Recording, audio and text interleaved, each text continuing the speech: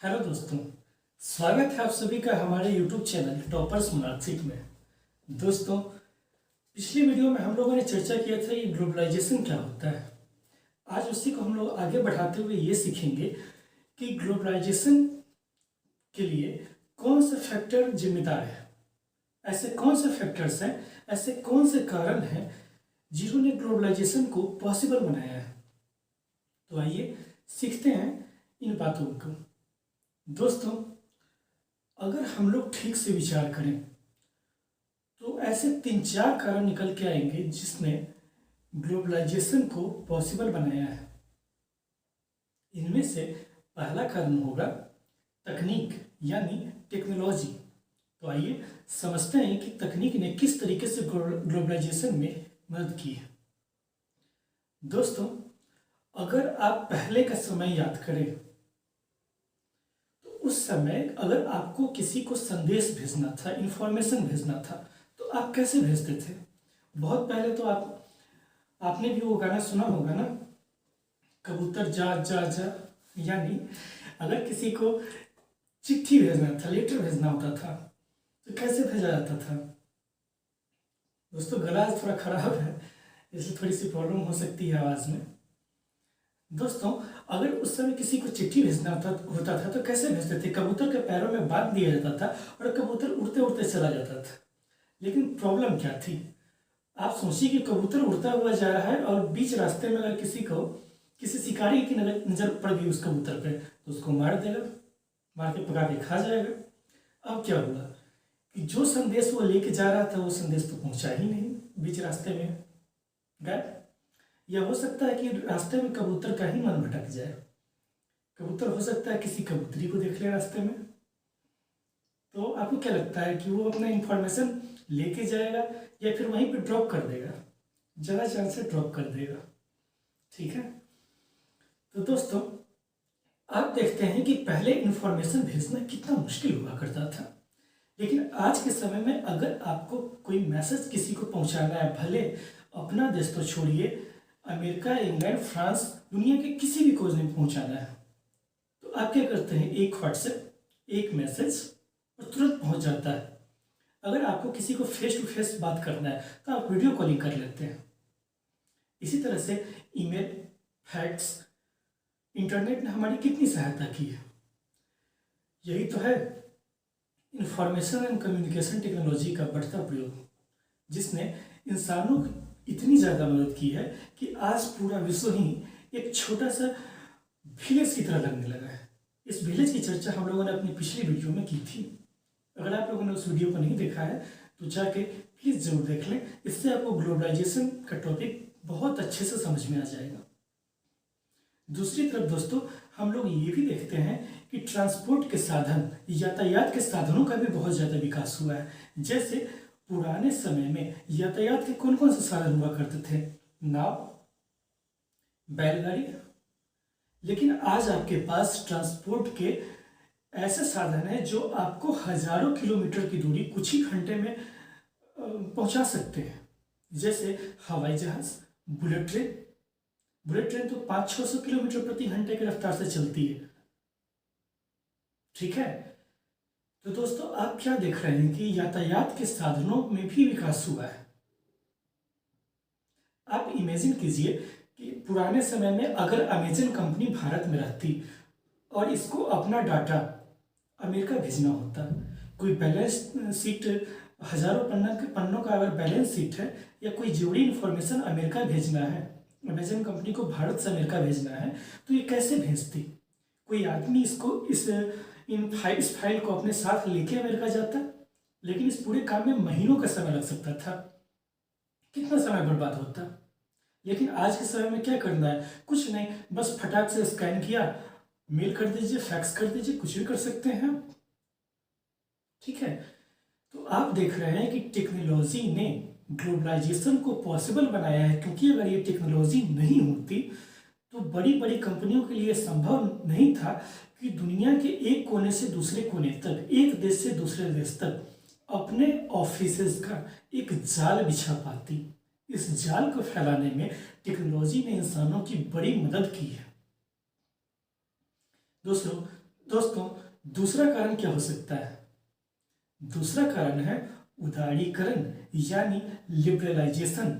ये वो टॉपिक है जिस पे हम लोगों ने वीडियो के शुरुआत में चर्चा किया था। अब फाइनली वो टॉपिक आ गया है कि लिबरलाइजेशन क्या होता है, हम लोग इसको समझें। दोस्तों, इससे पहले कि हम लोग लिबरलाइजेशन को समझें, हम लोग छोटे से शब्द को समझते हैं। समझना क्या, इस शब्द को तो आप सभी लोग जानते ही हैं। ये शब्द है स्पीड ब्रेकर। दोस्तों, आप जब सड़कों पे गाड़ी चलाते हैं उस समय आप देखते होंगे कि आपके गली मोहल्ले की सड़कों पे या शहरों की सड़कों पे बहुत जगह स्पीड ब्रेकर बने होते हैं। इन स्पीड ब्रेकर का क्या काम होता है कि आपकी गाड़ी की स्पीड को स्लो करना। और अगर आप गाड़ी बहुत फास्ट चला के जा रहे हैं, स्पीड ब्रेकर पे नहीं रुकते हैं, तो एक्सीडेंट होने की संभावना रहती है। तो यहाँ पे स्पीड ब्रेकर ने आपकी गाड़ी के स्पीड को स्लो किया है, आपको गाड़ी चलाने में बाधा पहुंचाई है। ठीक है। तो दोस्तों, जिस तरह से सड़कों पे स्पीड ब्रेकर होता है, उसी तरह देश में ट्रेड बैरियर होता है यानी व्यापार अवरोधक। आइए समझते हैं कि ये ट्रेड बैरियर क्या है। दोस्तों, ट्रेड बैरियर वो साधन होते हैं जिनका प्रयोग करके सरकार व्यापार में बाधा उत्पन्न करती है, व्यापार को रोकने का प्रयास करती है। अब आप पूछेंगे कि व्यापार का बढ़ना तो अच्छी बात है, कोई सरकार भला ऐसा क्यों चाहेगी कि व्यापार में बाधा उत्पन्न हो, प्रॉब्लम्स हैं? तो आइए इसको समझते हैं। दोस्तों, जिस समय हमारा देश आजाद हुआ उस समय हमारा देश एक गरीब देश था। यहाँ पर जो उस समय कंपनियां थी बहुत स्टार्टिंग फेज में थी। आपको तो पता होगा कि अंग्रेजों ने हमारे देश को बुरी तरह से लूट खसोट के नोच के यहाँ से जितना भी धन था, संपत्ति था, ले गए अपने देश इंग्लैंड। इसलिए वहाँ पे जब हमारा देश आज़ाद हुआ उस समय हमारी जो सरकार थी उसके सामने ये चैलेंज था कि नई नई जो स्टार्टअप कंपनियां थी इनको विदेशी कंपनियों।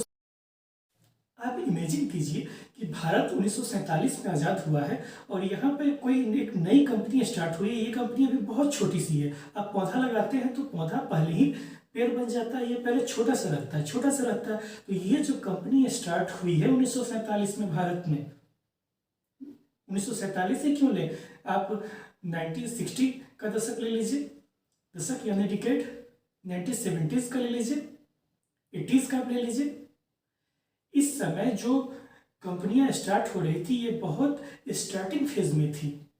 इनके पास रिसोर्सेस भी कम थे, पैसा कम था, और अगर इन कंपनियों को कंपटीशन करना पड़ता है विदेशी कंपनियों से तो प्रॉब्लम आती ना।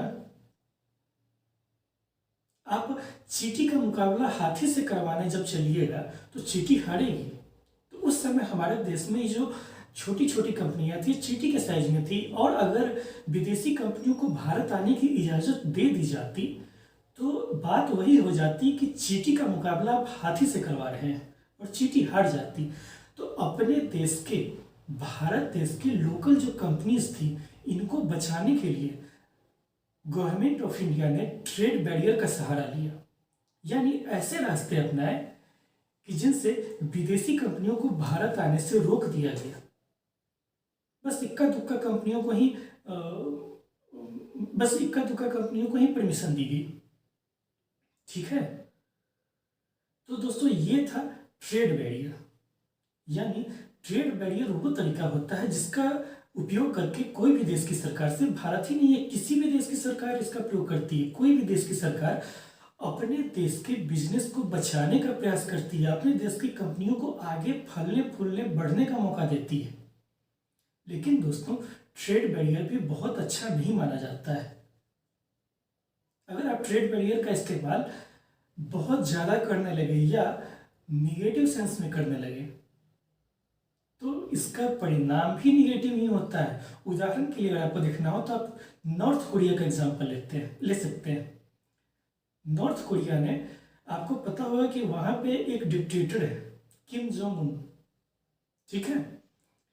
और उसने क्या किया है कि दुनिया की बस दुनिया की बहुत सारी कंपनियों को उसने अपने यहाँ व्यापार करने की इजाज़त नहीं दी है। इससे क्या नुकसान होता है कि वहाँ के लोग के पास जो सामान है इसके ब्रांड उपलब्ध नहीं है, वेराइटीज़ नहीं है उनके पास। तो एक तो वहाँ के सरकार को, कोरिया की सरकार को टैक्स का नुकसान होता है। जो विदेशी कंपनियां जाती और वहाँ पे अगर सामान बेचती कोरिया में, तो उनको गवर्नमेंट ऑफ कोरिया को टैक्स भी चुकाना पड़ता। तो इस टैक्स का भी नुकसान हो रहा है, वहाँ के रहने वाले लोगों को भी नुकसान हो रहा है, क्योंकि उनके पास अलग अलग सामान की वेराइटीज़ नहीं है। जो एक दो कंपनी होगी वहाँ पे अपनी मोनोपोली चलाएंगी, एकाधिकार चलाएंगी। अगर आपने मोनोपोली क्या होता है इसको नहीं समझा है तो हमारे पिछली वीडियोस को देखिए, वहाँ इसको बहुत अच्छे तरीके से समझाया गया है। ठीक है, तो दोस्तों ये तो थी ट्रेड बैरियर की बात। इसी तरह से दोस्तों हमारे देश की सरकार ने लगभग 1991-92 तक 1991 या 92 तक ट्रेड बैरियर का इस्तेमाल किया था। अब आप पूछेंगे कि इसके बाद क्या चेंज आ गया हमारे दोस्तों, हमारे देश में। तो दोस्तों आइए समझते हैं इस बात को। 1991 तक हमारे देश में यह स्थिति थी कि किसी भी नए काम को स्टार्ट करने के लिए आपको सरकार से लाइसेंस लेना पड़ता था। इसको लाइसेंस कोटा राज कहा गया। लेकिन दोस्तों इसका एक दुष्परिणाम क्या हुआ, एक बैड इफेक्ट क्या हुआ हमारे देश पे, कि भारत सरकार का खजाना खाली होने लगा। विदेशी कंपनियां आती नहीं थी, सरकार को टैक्स मिलता नहीं था, जनता को भी नुकसान था। जो नुकसान हम लोगों ने कोरिया के मामले में देखा था, नॉर्थ कोरिया के मामले में, कि जनता के पास वेराइटीज नहीं थी।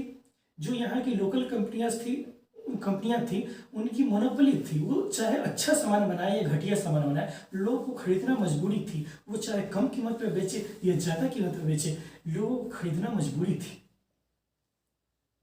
ये भी एक नुकसान था। लेकिन सबसे बड़ा जो चैलेंज था गवर्नमेंट ऑफ इंडिया के सामने उस समय, वो ये था कि हमारे देश का खजाना बिल्कुल खाली हो चुका था। हमारे पास इतना भी पैसा नहीं बचा था कि हम विदेशों से सामान मंगवा सकें। जब जैसे विदेशों से हम लोग को पेट्रोल डीजल मंगवाना पड़ता है ना, और भी सामान मंगवाने पड़ते हैं, तो ये सब सामान मंगवाने लायक भी हम लोग के पास पैसा नहीं बचा था। तो गवर्नमेंट ऑफ इंडिया कर्ज लेने के लिए वर्ल्ड बैंक, IMF के पास गई। लेकिन इन्होंने भारत सरकार को कर्ज देने से पहले कुछ शर्तें रख दी।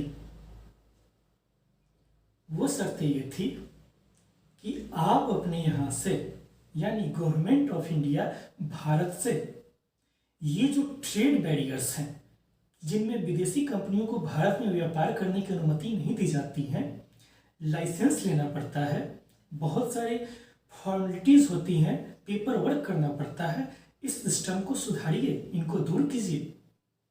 भारत सरकार क्या करती, खजाना तो खाली था ही, दूसरा कोई उपाय नहीं था, और सरकार ने इस बात को स्वीकार कर लिया।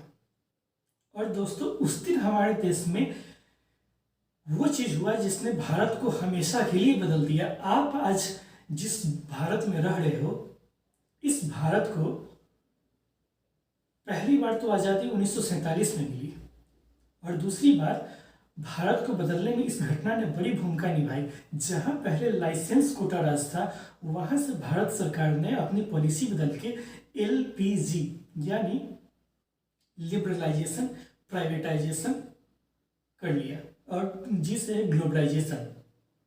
ठीक है, ग्लोबलाइजेशन को हम लोगों ने पिछली वीडियो में समझा था। यहाँ पे हम लोग लिबरलाइजेशन को समझते हैं कि उदारीकरण क्या है।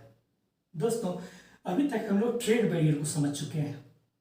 अगर आप लोग ट्रेड बैरियर को बहुत अच्छे से समझ चुके हैं तो अब आप ये जानिए कि वो प्रोसेस, वो प्रक्रिया जिसमें ट्रेड बैरियर्स को हटाया जाता है, इस प्रोसेस को ही लिबरलाइजेशन यानी उदारीकरण कहा जाता है। यानी ट्रेड बैरियर्स को हटाने की जो प्रक्रिया है, इसको लिबरलाइजेशन कहा जाता है।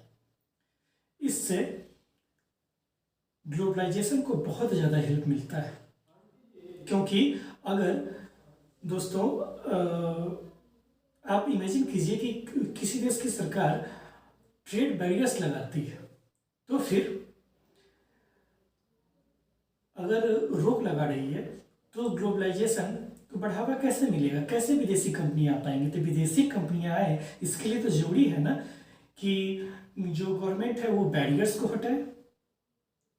इन बैरियर्स को हटाने का परिणाम ये हुआ दोस्तों भारत में कि आज के समय में, आज के भारत में आपको न सिर्फ देसी कंपनियां बल्कि विदेशी कंपनियां दिखाई पड़ती है। पूरा एक मोबाइल का रिवॉल्यूशन आ चुका है इंडिया में,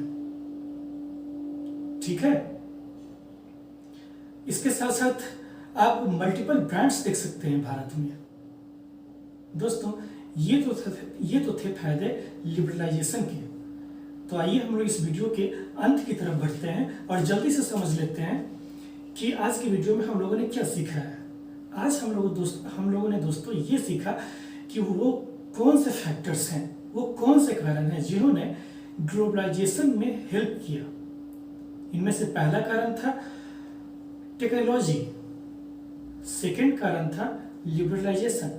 लिबरलाइजेशन क्या था दोस्तों कि ट्रेड बैरियर्स को हटाने की प्रक्रिया, वो प्रोसेस जिसमें किसी भी देश की गवर्नमेंट अपने यहाँ से जो बाधाएं हैं उन बाधाओं को दूर करती है, ऐसी व्यवस्था करती है कि विदेशी कंपनियों को व्यापार करने का बहुत ही सरल इन्वायरमेंट मिले, एक फ्रेंडली इन्वायरमेंट का निर्माण करती है। तो ये ट्रेड बैरियर्स की हटाने की जो प्रक्रिया है इसको लिबरलाइजेशन कहा जाता है। दोस्तों आपसे फिर मुलाकात होगी इस वीडियो के नेक्स्ट पार्ट में। तब तक के लिए धन्यवाद, थैंक यू।